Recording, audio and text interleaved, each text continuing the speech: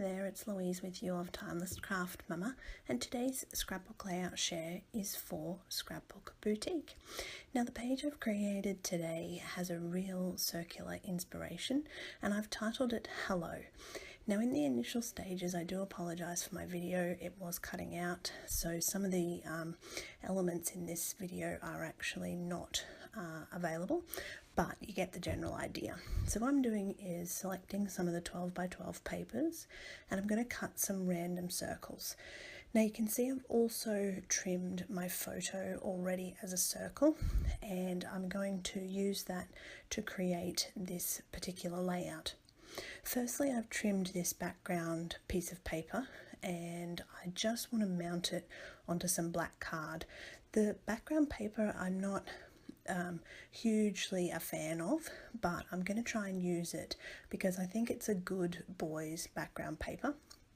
And you'll see that later on in the video I'm actually going to cover most of it with some gesso, and that's purely just because I want to mute it a little bit. I feel like it's a little bit busy with the circles and the patterns and everything I've got going on with this page. So I've decided that I will have a little play around with the layout of the circles, and then I'm going to just spread some white gesso around just to cover that up a little bit. Now this didn't have to be particular, I wanted it to sort of not reach the edges so that you can still see some of that pattern of the paper coming through. Now off camera I'm going to go ahead and just ink around all these circles with black ink, and then that is just going to help lift them up off the page. Now for some of the circles, and including the photo, I'm actually going to mount them up on foam squares. So that's again just giving a little bit of dimension to this page. So some of those smaller ones will go a little bit higher, and of course the photo, because I really want it to lift off of the page as well. And I'm looking at what I've got going on here and I'm thinking, okay, I really like how this is looking. I've got the circles worked out well. The background is suiting me a little bit more, but I'm thinking it just needs something else. It needs colour. And with the amount of blue that I've got going on, I sort of thought, do I do a blue or a neutral background? But then I took inspiration from some of the colours in the patterns, and it has this sort of, it's not really a yellow, it's sort of like a mustard colour.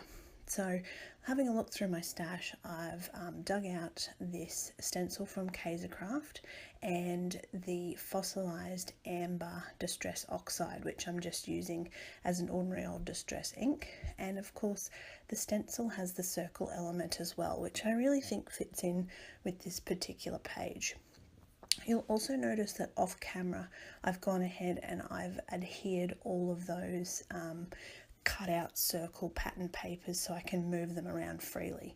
The only one that I haven't actually attached is the photo, just because I don't want to damage it in case I decide to move it later. So I've got some great background going on here. I love that little pop of yellow. I've curved up some of the edges now that I've stuck everything down. And what I wanted to do was go through my stash and just dig out anything that was going to coordinate with this page, because the collection itself doesn't come with any stickers or embellishments. It's purely just a paper collection. So I'm using a few different elements which are available in the Scrapbook Boutique store. So there's the Simple Stories sticker sheet, there's some word stickers, a couple of these clear acrylics, and then there's the Shine On, which is from a collection as well. You can find the links either on the blog or in the YouTube.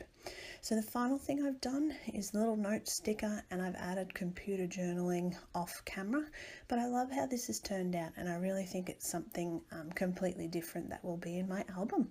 So thank you very much for watching, and don't forget to check out Scrapbook Boutique.